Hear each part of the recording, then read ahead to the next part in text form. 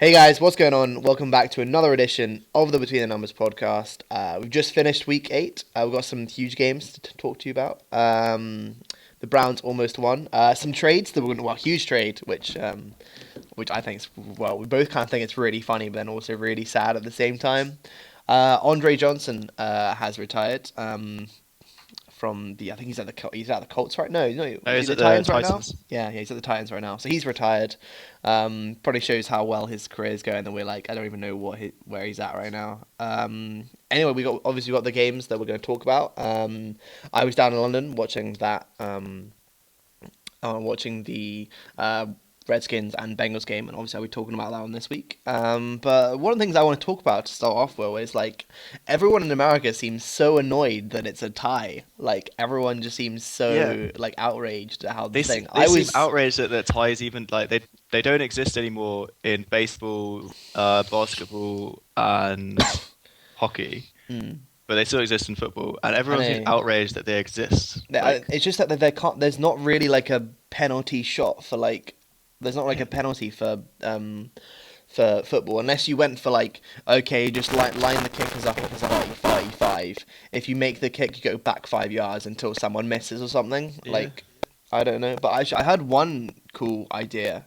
I can't remember I think on like NFL like breakfast or something, which was like it's like penalties, in football or hockey, and it's basically like the teams go goal line, they line up on the 1 yard line. You get one chance to go in with your offense. If you get a touchdown, the other team has to respond.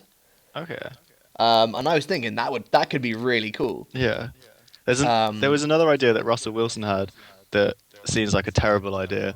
That at the end of overtime, you flip a coin, and whoever wins the coin flip chooses who gets to kick a 53-yard field goal, and if they get it, they win. If they miss it, they lose. oh, what? Yeah, Oh, so the other team doesn't even have to do it. yeah. Oh my Yeah, god, but the thing that's is, if you win the crazy. coin, this is why it's stupid because if you win the coin flip, you can just you choose who makes the kick.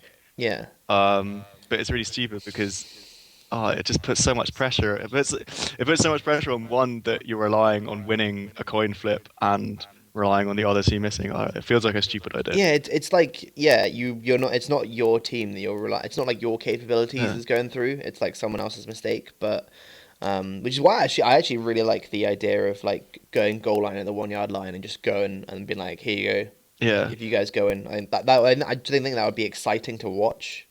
Not, but I'm not really sure how the teams would like it. But like so many people are so annoyed about it, and Yeah. I don't know. Maybe it's because we just have draws because like all the sports we watch, they're like football, and like well, I mean like cricket is obviously draws and Yeah, that, like but like cricket goes on for even five in like days and yeah we're not upset if there's a tie at the end of yeah that. even in rugby like that, like, I feel like it's like in football like draws never happen, but no one goes home and is like I can't believe no one won. Yeah. Um, I suppose like that I a lot think more emphasis gets put on so your record. So you have like your 5-3 record, 5 wins, three yeah losses, uh and huh. in all the sports we have here, you get 1 point for a draw, 3 points for a Yeah, win. you actually get points for stuff. Yeah, exactly. But what I didn't get is that people look at it being like, "Oh, no one won. This is really annoying." But like, no one looks at like no one lost. So technically, you're better than someone else who lost Yeah. that week. Like, Well, I think the Redskins will probably feel more aggrieved because I think they were the better team in the game. they definitely should have had. They definitely should have won. I mean, So Dustin Hopkins made the kick, I but mean, then they can feel annoyed if they want that they feel like they should have won the game, but it's also a testament to your team that if you are the better team and you still can't win, then mm, a draw is a fair result. Then like a draw, mm, like scores never lie. Scores are always fair. So yeah. that's summary of your team. If you can't win the game, you don't deserve to win the game. You Yeah, get a draw. exactly. I heard ideas of people being like, yeah, they should keep going on into further and further into like more overtime, That's never gonna happen out of like I player don't think. safety. Yeah, and like just because like they would be so tired as Yeah. well. Like, and imagine at the game if the game went on for like say like 6 quarters or something. That was just like triple overtime. Did a lot of people stick around for the overtime at Wembley? Oh, so this is the thing. So well, basically when I was people did stick around for the overtime because well the I think I can't remember who, like the someone's I think the Bengals stopped the Redskins on the last drive. So they had to punt. So they were okay, fine, that's game over. They tried a Hail Mary. I think they tried a Hail Mary or something. Didn't work out. But then in overtime, the Redskins missed a kick to win, missed a field goal to win. Um, and like I told you this beforehand. I was sitting next to two Bengals fans at the stadium, and like when the Redskins were lining up their kick, the two fans were like, "Ah, oh, fuck it, we've lost," and then they just left. They just left the stadium, and like they must have heard like the roar of the crowd after like being that they missed and having like and being like, I guess you can't really tell because it's like a neutral ground, so you don't really know what the roar was for. Yeah. But like there was TVs inside of Wembley and like in like the food, like, if you're going to get food or something, so you can still watch the games. You can still see that it wasn't a miss, like the game's carrying on. Like Yeah. Yeah, I mean, surely if you're a real fan, you stay right to the end. yeah, like just for that possibility, like watching that was crazy. Yeah. Like, I was really amazed, like because Dustin Hopkins made the first kick, but the Bengals head coach calls the timeout, iced the kicker in like that way, and it was like the first time I've seen it live, seen someone being like the kicker being iced, and like I don't know, I thought it was a really good game. Actually, I'm just gonna go into this game right now, basically. Yeah. I thought even though I may have kind of given away the ending, if you don't know, guys, it came out as a draw with the Redskins and Bengals. Getting 27 points each. This is in London at Wembley, and it was the highest attended game in Wembley. It was something like 84,000, like 400 and something people there, which is not quite a sellout, but they do like cover up like the seats at the bottom with like the Bengals like logos and that. So maybe that's probably why it could have been a sold out. But It says here that it was 84,488 went. yeah, that's the one. Yeah. And it's 90,000 seater, isn't it? Yeah, Wembley's 9,000. But like they need to take up like spaces for the teams. You know, how the offensive coordinators and all that stuff might be up in like those boxes. Yeah. But no, I thought this game was actually I thought it was actually quite exciting, really. Because there was points in it. There was points in every quarter. The second half definitely was better. And it was a tough one to look at it and like watch the game and be like, I'm not sure who's actually playing better right now. Because it just kept being one team, like you go ahead, like you get pegged back, and then like you go ahead by like 3, then the other team just catch up and then overtake, and then it was always a really close game, which I thought was good. Apart from the Bengals took like 2 touchdowns in the third quarter, like straight away, I think, and Andy Dalton ran in a touchdown as well. Yeah, I saw that. That's like a rarity to see Andy Dalton use his legs. What Yes, was it like seeing AJ Green? That was really exciting because it was AJ Green versus Josh Norman. So that was always like exciting. That was always going to be one of the like biggest matchups of the week. And seeing him, what I was really excited about was Tyler Eifert, because he came back from injury and he had a good day. Well, him and AJ Green both had a plus 100 yards receiving, both 9 catches, with Tyler Eifert getting the 1 passing touchdown for the Bengals. But yeah, it would be like AJ Green, like you see how much coverage they would take. Like it would be either if it's 1-on-1 with Josh Norman, you kind of saw Andy Dalton's respect for Josh Norman. He was like, he wouldn't always throw to AJ Green when like if it was any other corner.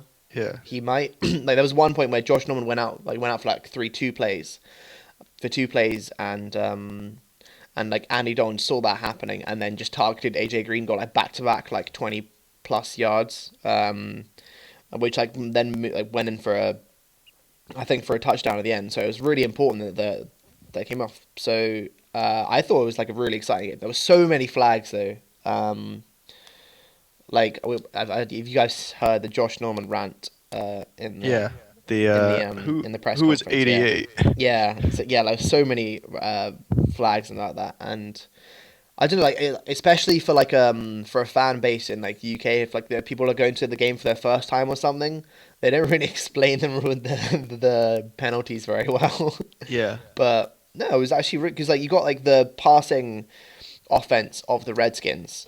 Which was like mostly that, although I was like Keely got a lot of runs for them, and then but like the Bengals is very much more like run based. Jeremy Hill and Giovanni Bernard both getting plus 10 carries, with Jeremy Hill getting 20. Everyone's sharing in touchdown with the Russians. Even Andy Dalton got in. But it was exciting though. It was a really good game, and like definitely one which I'm really happy that I went to, because I don't know, now I can say that I've seen a tie, and like how they've been like it's like 5 ties since 2012.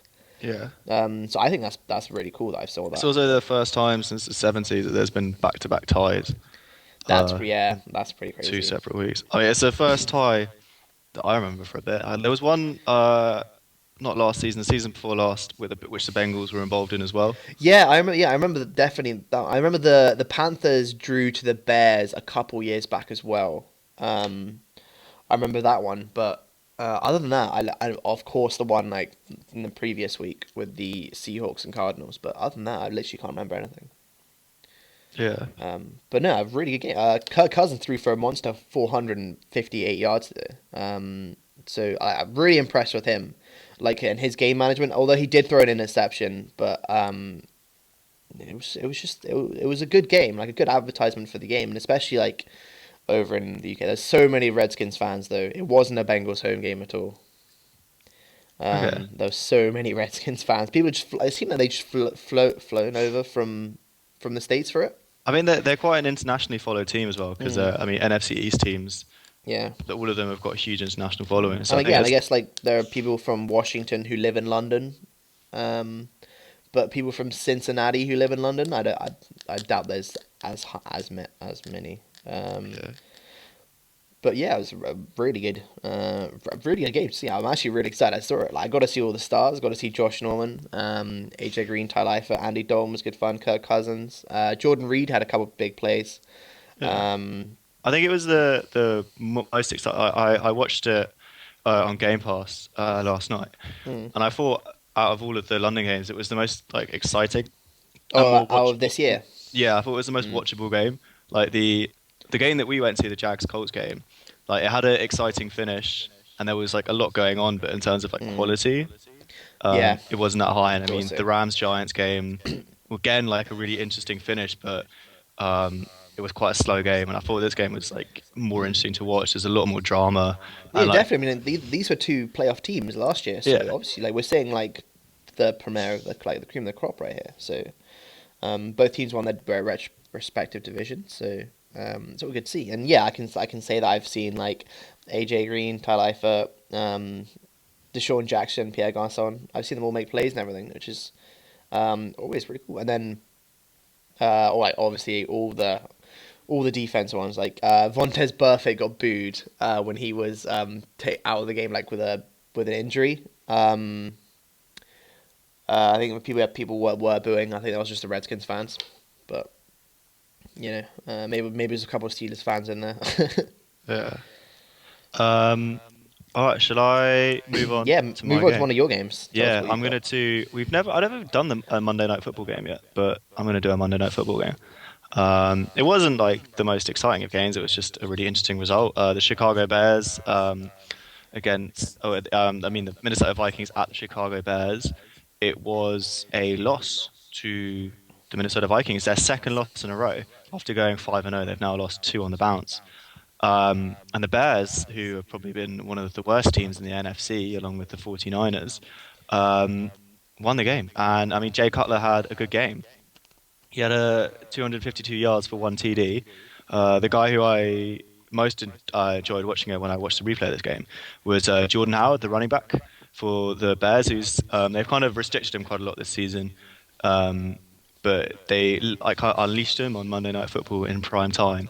And he was really impressive to watch. I really enjoyed it. He had 153 yards from scrimmage and 1 TD. And basically, the way that the Bears won this game was that offensive line of the Vikings seems pretty fractured at the moment, and you can get a lot of things through there. I'm not going to say what things, but you can get things through there. And they basically just blitzed Bradford all day long and just kept like shooting people up there. And because they couldn't hold him back, they didn't even have to put anyone in the secondary because that was never a question. I mean, Bradford got sacked 5 times. Akeem Hicks got 2 sacks. Leonard Floyd got a sack, and Pernell McPhee Is that the name? Yes, that's the name. He Yeah, got a that's the sack one. as Yeah. well. So yeah, I mean that was pretty much their game plan, and it worked. And then they just looked for good field position, which they got occasionally, and then Jay Cutler just had to do the rest. And I think that was what the Bears wanted to do this season. I think that was what John Fox was after. It's why like you could tell that they were building on defense, and I mean like we know that what Jay Cutler's potential is, but the way he is at the moment, he's not going to be the kind of guy who's going to pass for like 400 yards and win you the game. So if you just kind of put him in a good position, like the Vikings did with Bradford. But there's been a bit of like reaction to this game as the offensive coordinator in Minnesota, North Turner, has now resigned. Weirdly, he hasn't been Hmm. sacked; he's resigned. I don't know what the thinking behind that was, but he's been replaced by the guy I can't remember his name, but he was the tight ends coach. He was also the former offensive coordinator in Philadelphia and the St. Louis Rams. So he has loads of experience with Sam Bradford. He was a guy who was the offensive coordinator during his rookie year when he broke loads of records.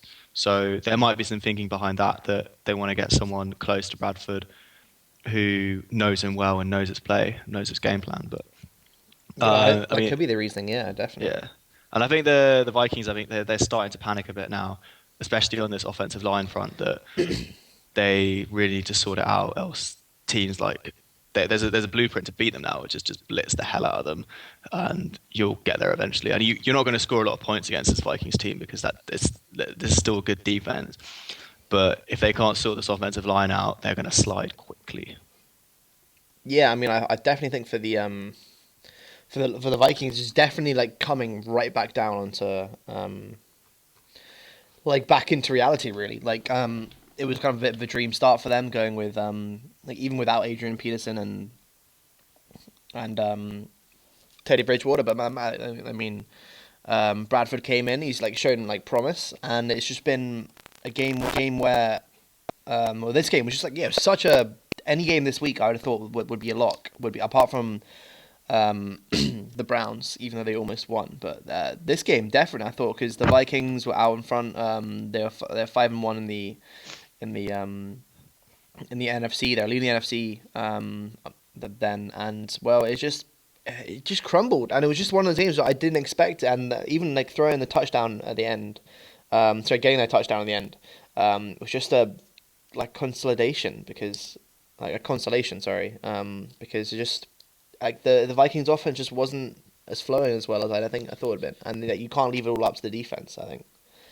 Yeah, yeah, definitely, um, definitely a lot of issues. Oh, But loving Jay Cutler's game. yeah, yeah, he was actually like the least destructive I've seen him in a while. We Which, didn't throw any interceptions, yeah, so that's I always mean he good. did get sacked, but I mean Yeah. that's his offensive line's fault. Hmm. Um, but yeah, I mean I really enjoyed watching Jordan Howard. He's got a lot Hmm. of potential. But then we all said that about Jeremy Langford last season, and True, he true. had one target, he was targeted once, he caught the ball Hmm. once for 11 yards. Totally That was didn't. his day. Nothing else happened. Yeah. Um, Yeah, the passing attack for Chicago isn't what it used to be. We didn't used to have like what go back a couple of seasons where you had Bennett and Sean Jeffrey as well. Right. Oh, yeah, Alshon Jeffrey and Brandon Marshall. Like yeah, that's a pretty strong passing attack. Well, Alshon Jeffrey's the only one really stayed there, but Zach Miller's getting a lot of hits from Jay Cutler. He does like throw into his tight end, so he was having a good game. yeah. All But right, yeah, should like we move on to your nice. next game? Yeah, I realized that one of the games I was going to talk about, we kind of talked about it last week because it was a Thursday night game, but then we recorded the episode on Friday. Yeah. So I've decided to change it for the best game of the week, which is obviously well, it's not I'm not going to do the Panthers game, Oh, but yeah, that's close to. Obviously, I didn't like. I think it was one of the most exciting games. This one was actually the Seattle Seahawks going to the New Orleans Saints.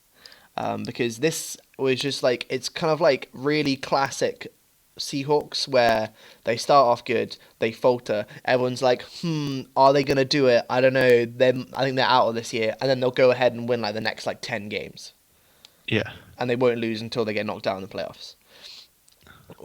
And I just thought, well, for this game, it was just the um, the issues for Seattle, that their run game wasn't going at all. They were like very dependent on the pass. With like none of that. Well, with Christian Michael only getting 40 yards in the whole game. He did get a touchdown, which is like, well, the one that Seattle, well, their one running touchdown, and it was just that. It was just a really weird game. I just didn't expect the Saints to come out, and I thought the Saints would be stopped by the Legion of Boom. I'm not really sure if we can still call them that right now because they're not. I think you can still call them the Legion of Boom. Yeah, I mean, like, I'd like to, but just if you like the Saints, like we know how they have a good passing attack. So you're like, okay, fine. You've got to shut this down. Which, I mean, like they did a little bit, but like the running game from the Saints. I mean, Hightower got 102 yards off 26 carries. So it depended on him, but Drew Brees just started throwing it. He hit so many targets in the receiving, like as he does. Like he can literally go to anyone, which is I'm not really sure if it's just for the Saints' like receiving core is just kind of average. But I think that, I mean, they've got some some good great selection. they've got some good young talent there. I really like. And Winnie Snead is he had a really good season last year. And him going up against like Brandon Cooks, I know, like obviously he's only 23, so like they got good like a young one, but like I don't think they have a number one wide receiver right now. I mean, it used to be Jimmy Graham for ages, and now that exactly. I think Kobe Fleen is coming to try and fill the that up, Seahawks are in a difficult position. I identified this game as like a potential trap game because of the long travel and time difference and playing at a different time and all that. But I mean, Russell Wilson came out of the game, and they've got a question now: do they bench him for a week and let him recover from his injury, or do they push on and maybe make it worse? Yeah, that's the I don't. Like, I'm not really sure how you'd call that. It just seems like a bit of... It seems like a dilemmas for them, really. I mean, they've got the Bills coming to play at theirs in Seattle. And that is the 12th man. And it's not till... I mean, like, come on, like... Bills aren't that good. You could do it with your backup quarterback. I mean, I really wanted the Seahawks to win this game, obviously, with the... moving the Panthers further on, even though they won, but... I don't know. It just seems to be that I don't want people to think that this happened like the past like 2-3 seasons with the Seahawks. Yeah, they start off kind of average. They start off good. They'll go like 4-0 or something. It's around about now in the next couple of weeks that they start going on like a run and they win like 6 games or 7. Yeah, exactly. Yeah, like they'll lose like games they shouldn't do, or like they won't win by as much, and everyone will be like, are they still the same dominant team? But like they definitely, I think they're probably one of the, like, for right now, in the NFC, I'd probably have the Seahawks being the, like, who I think would go to the Super Bowl. Yeah, I mean they're the only team at the moment who I think I would trust to go to the Super Bowl. Yeah, the Packers haven't shown me enough to convince me that they're good enough. The Cowboys and the Vikings, you're not sure yet whether they're legit. And I mean the Seahawks are the only team that have got that pedigree. True. I mean, the only other teams that we talked about being in that same category before the start of the season were the Panthers and the Cardinals. But, I mean, you guys still got some ground to make up. No, definitely, yeah. I mean, it kind of sums up like a weird season at the moment. There's so many teams, like we were saying before the show, like the Titans are 7th seed at the moment in the AFC. Yeah, there's still loads of teams that could, like, the Rams and the Bucks both they're both still at 500, I think, and they... Like 2 wins gets you back in the playoff picture again. Like it's weird.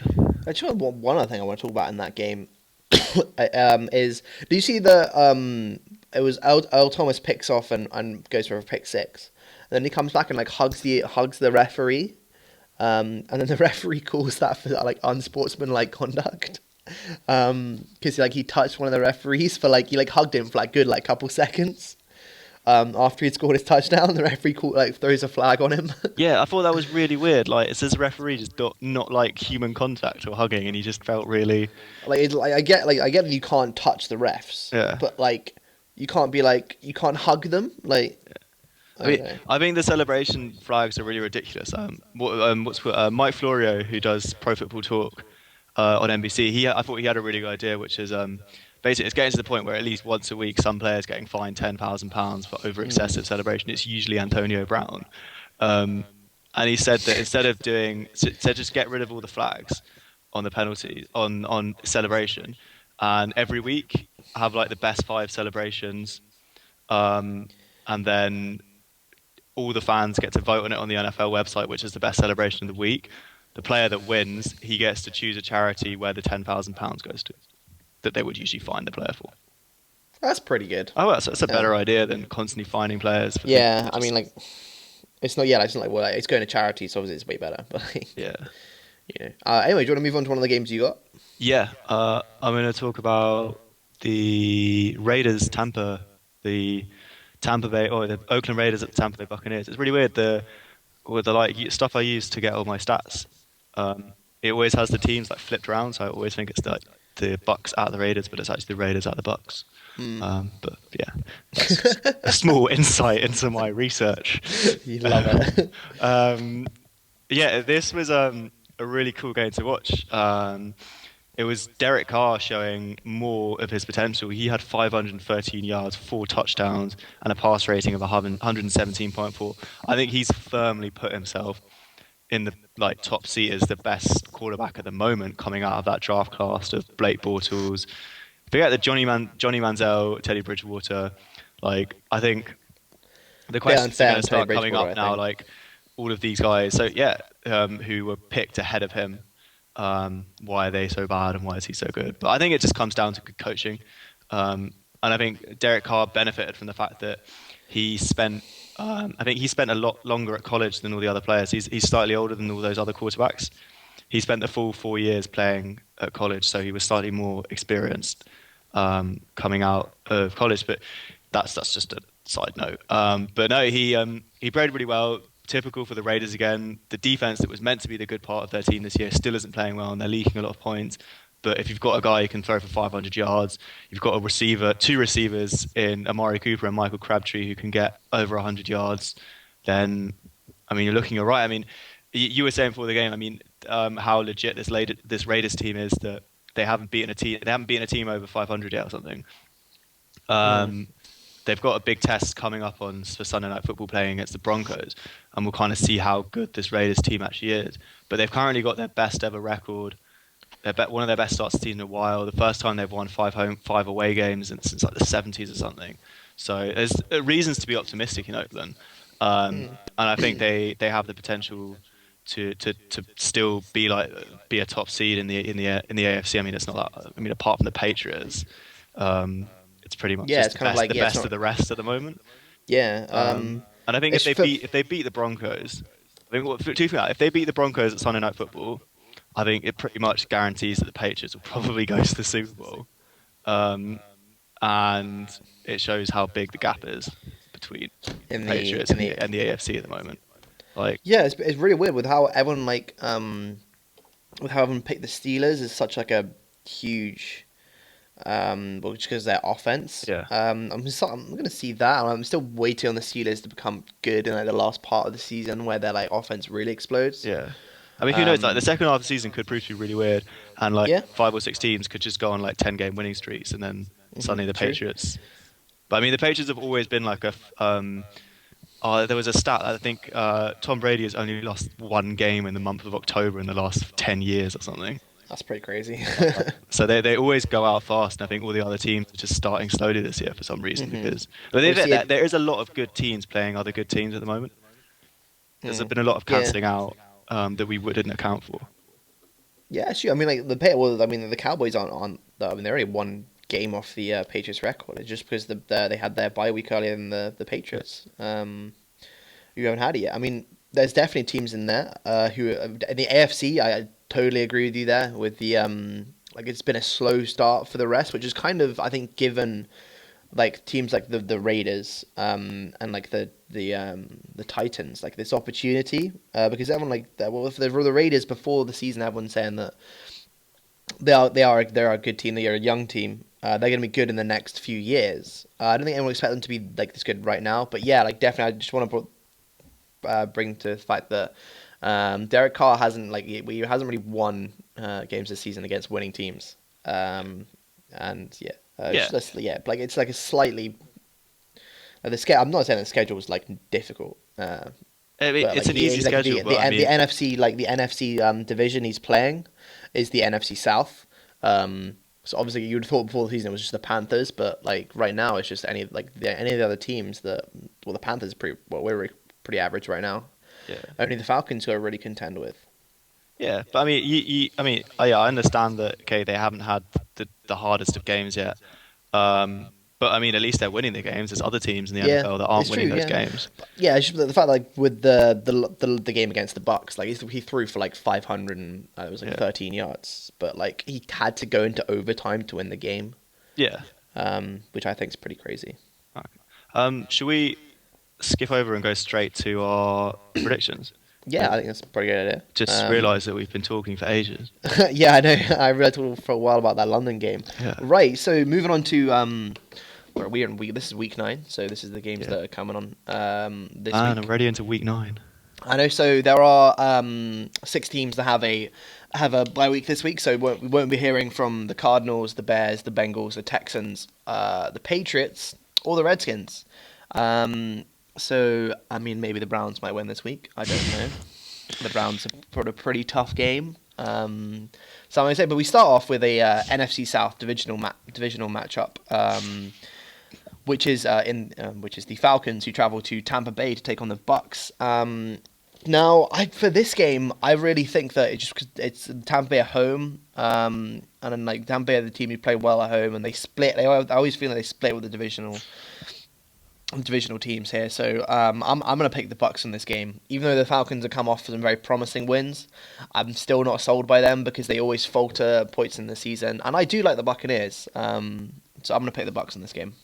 Yeah, I mean, I was thinking that maybe the home advantage could kind of edge the Bucks close in this game. I'm going to go for the Falcons. I think that precisely that win that they had will give them a lot of confidence. That they still see that they still know that they're a good team, and yeah, they were unlucky losing to the Seahawks.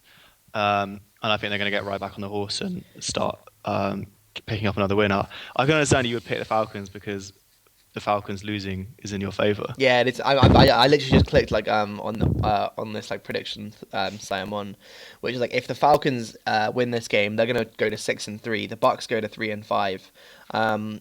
The Saints, if the Saints and the Panthers lose, the Falcons are 3 games ahead with a 3-1 divisional record here. So I'm really picking this just because I want the Buccaneers to win and I want us to get back into to get some going. So, but I do actually think famous Jameis has the capabilities to take down the Falcons. And like, well, I don't know. They did it against the Panthers, so I think maybe it can happen here. So I'm gonna go for that. Okay. All right. What's next? You picking the Falcons then, or? Yeah, I'm picking the Falcons. All right. Okay. Then next up we got one of the first Sunday games in the morning. The Lions travel to the Vikings, who are in a bit of a weird patch right now. And even I think and it would just be a case where the Lions they're still in the division right now. They're only 1 win off top spot basically. But I don't want to not pick. The Vikings were terrible last week, so I might have to pick the Lions. But I don't think they can be terrible again. I mean, I'm going to pick the Vikings because I think the issues that the Lions have go on defense or on the offensive line. I don't think the Lions, they haven't really got any playmakers, especially on in the defensive line, who could exploit such a terrible offensive line. If you they got Ezekiel Ansah, but if you can like silence him, isn't he still injured? Is he still injured? Wow. I'm frantically googling. Yeah. But yeah, just the Lions' defensive line was always perceived as like a couple of years back when they still had Ndamukong Suh. Like you had a good block shedding and a good aggressive defensive line, which is definitely what I think what the Lions will do. And if all they do is just send people at Bradford there in the pocket, and maybe we'll see what happened with what the Bears did last week. Cool. Are you picking the Lions or the Vikings? I'm gonna pick the Vikings. All right, I'm going for the Vikings as well. But yeah, moving on. Got an NFC East divisional matchup. I know how you love these. Oh, It is the Philadelphia Eagles who go to the New York Giants. I think because the Eagles just came off that demoralizing defeat to the Dallas Cowboys in that overtime game, which was crazy. Really good game. yeah. But the Eagles threw This it is away. so annoying. We again we spent so much of the off season ripping into the NFC East, complaining about how they get loads of primetime games. The primetime games have been terrible all year, and the Yeah. one that's amazing is the bloody NFC East game. I think that the primetime games this week are okay. But I'm really looking forward to Broncos Oakland on Sunday night. that should be fun. But the Monday night game, Oh, that's like terrible. Bills, Bills at the Seahawks, Seahawks. like- Who fought? I mean, Monday Night Football. I mean, Thursday Night Football's always been kind of like terrible, but Monday Night Football's had some really crap games in the last couple of years. yeah, it's just like with a team who you think they're definitely gonna win. Like I'm not really like even though the Bills are 4-4 and the Seahawks also have 4 wins, but I do think the Seahawks are just much better. Yeah. Anyway, so so I'm gonna pick the Giants in this game, basically because the Eagles haven't won a divisional matchup yet. I'm so- gonna go for the Eagles because I think they're better. Ooh, I don't if they give. Obviously, well, this division is pretty good. They're all above 500. And even if the Eagles lose, they'd still be 500. Jim Bob Cooter's gonna have an incredible. No, I'm thinking someone else. No, don't. I was All right, thinking, I was moving thinking on. of the Lions just then. I'm Yeah. just love a bit of True. Jim. Right, moving on from that, we have the New York Jets, who almost lost to the Cleveland Browns last week, are going to the Miami Dolphins, and because they almost lost to the Cleveland Browns last week, and JHI has been pretty. He's had a week. He's just come off a bye week, the whole of the Dolphins have. So I'm picking the Dolphins in this game.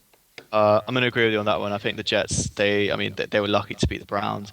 They should have beaten them by a lot more. And the Dolphins, I mean, they haven't looked that bad. They've been quite like inconsistent at times, but I think they're still like a kind of a 7-90 type team. But JHI, Yeah, is that's gonna be a they ray are of the sun. Rams of the AFC. I 100% think that's the thing. That's the Dolphins. Yeah.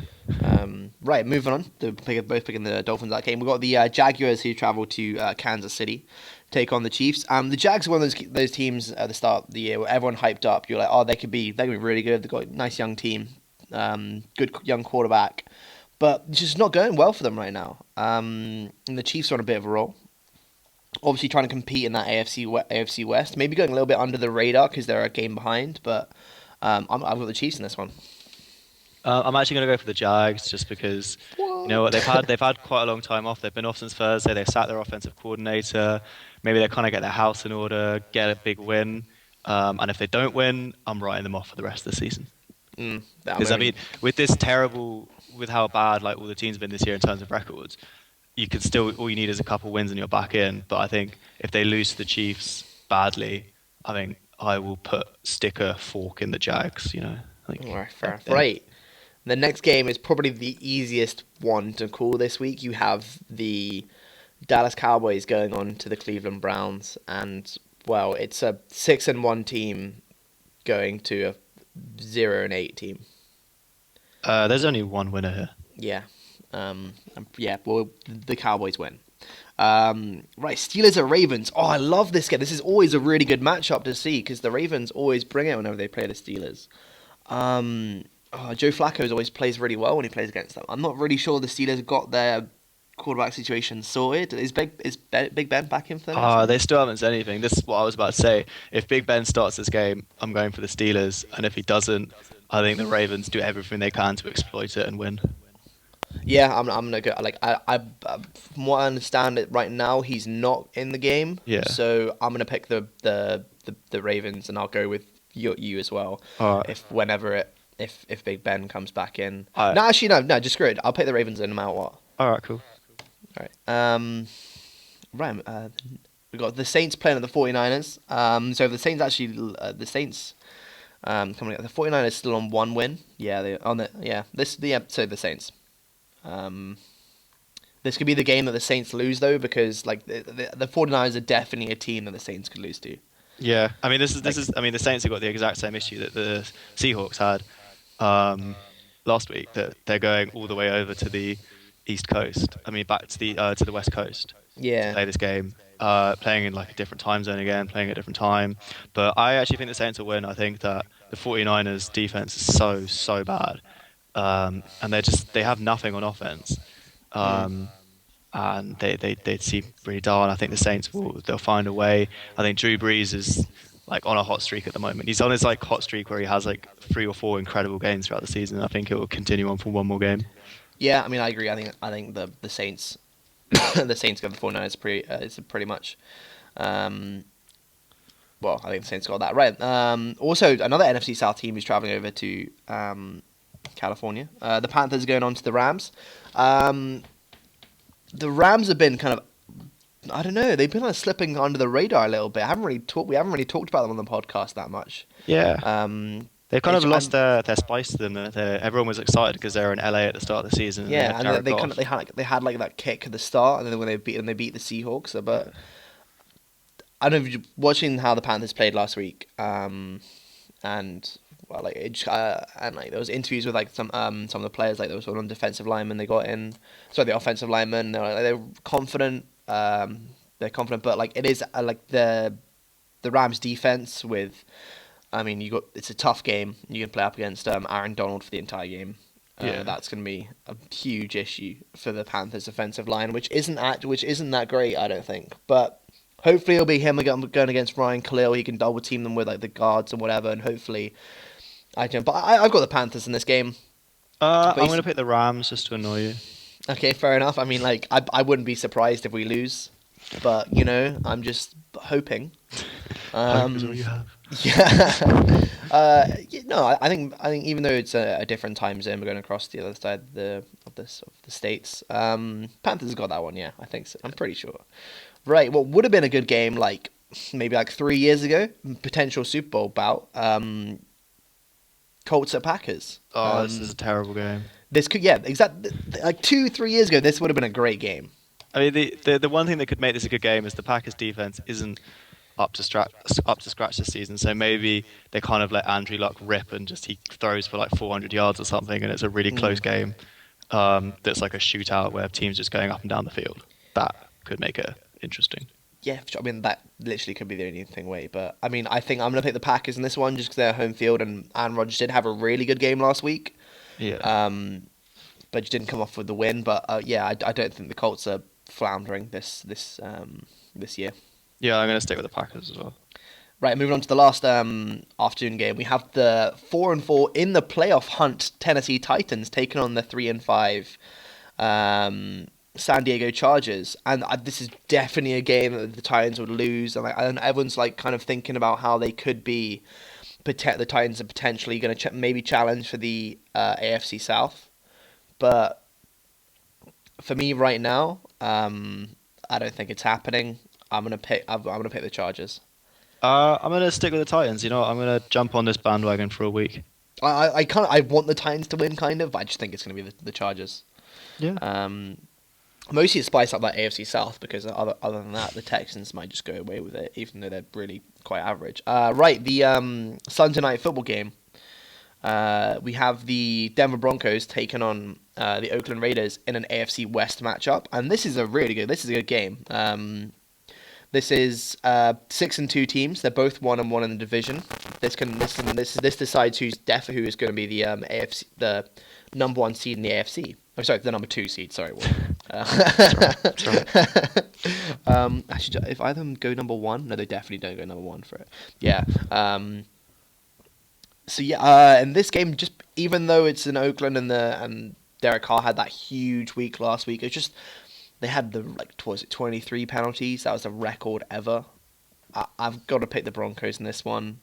I just don't see them. I can't see it happen. I think I can shut down the offensive, the pass attack, really. No, I'm good. I'm sticking with. I'm going to go for Oakland. I've been banging this Oakland horn for the whole of the off season, and so I'm going to have to come up big on it. So I'm going to pick them in this game. They're going to do it, and they're going to challenge the Patriots to the top seed. Challenge Patriots, probably the Raiders challenging for the top seed. There you guys have it. Right, moving on to the last game. This is the Monday night game. We have the Seattle Seahawks taking on the Buffalo Bills, but it's in Seattle, 12th man, and the Seahawks win. That's all I've got to say about that. Yeah, I'm not arguing on that. That's Right, I think that's it for our predictions. That would mean we have both leaders in the NFC and AFC. It would be 7-1 if both if the Cowboys win. And then we're having a 7-2 Broncos. Ooh. damn. Right, quickly before we go, we're halfway through the season. Who's your MVP candidate? Tom Brady. Picking Tom Brady? Yeah. See, I would totally pick Tom Brady, but right now I don't feel like I can because he's only played 4 games. I'd say Tom Brady, and maybe a dark horse, Derek Carr, if he beats the Broncos. I think possibly. Or maybe Julio Jones, another one. Yeah, I don't know. I'm thinking Ezekiel Elliott, even though he's a rookie Ooh. and he might not get like. Has a rookie ever won? I don't think a rookie's ever MVP? won MVP. But like, I don't know, like that. I mean, yeah, he's- potentially. he's Like, on course for such a good year, and I know like everyone knows the Cowboys' plan is run it, Yeah. but no one can stop it. I like that. I like that pick. So I might maybe pick Ezekiel Elliott. Obviously, I would have him for offensive rookie of the year. Yeah. Defensive player of the year. Right now, I have no idea. Von Miller. I mean, like, is that I mean, is that a thing, or is that just because it's Von Miller? I think he's had quite a lot of sacks this season. He's Yeah, played I mean, well. I'm looking at the stats right now. He's had 8.5. He's just behind Lorenzo Alexander with 9 in the sack list. But yeah, no one's really equal my. I mean, Marcus Peters is still leading the league in interceptions with 5. But Maybe Aaron Donald as well. There's a potential. I don't know. Yeah, true. I mean, you could put Matt Ryan in there for MVP candidate as well. Yeah. If he keeps passing as much as he does, but you want like a winning team to have it, I guess something. But we'll have to see. Right, guys. I think that is it for this week. Yeah, that's definitely this week. So yeah, pick all the games we have. We got the predictions. Listen to mine; they're obviously correct. Will's, I'm not so sure about them. Unless he's agreeing with me. But other than that, guys, I think we will see you next week. See ya. next week. Bye.